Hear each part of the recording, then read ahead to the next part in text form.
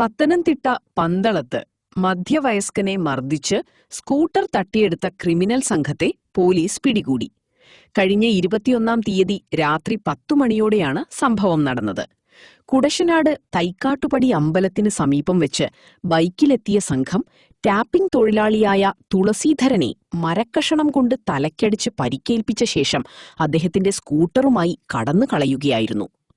100-ലധികം CCTV ദൃശ്യങ്ങൾ കേന്ദ്രീകരിച്ച് നടത്തിയ അന്വേഷണത്തിനൊടുവിലാണ് പ്രതികളെ പോലീസ് വലയിലാക്കിയത്. കാരക്കാട്ടുള്ള ഒളിത്താവളത്തിൽ നിന്നാണ് ഇവരെ പിടികൂടിയത്. പിടിയിലായ പ്രതികൾ ഇവരാണ്: ശരത്, കുടുമൺ സ്വദേശി; കണ്ണൻ ഗണേഷ്, പാലമേൽ സ്വദേശി; ശിവരാജൻ, വള്ളിക്കോട് സ്വദേശി; അമിത് കുമാർ, കുടുമൺ ഈസ്റ്റ് സ്വദേശി.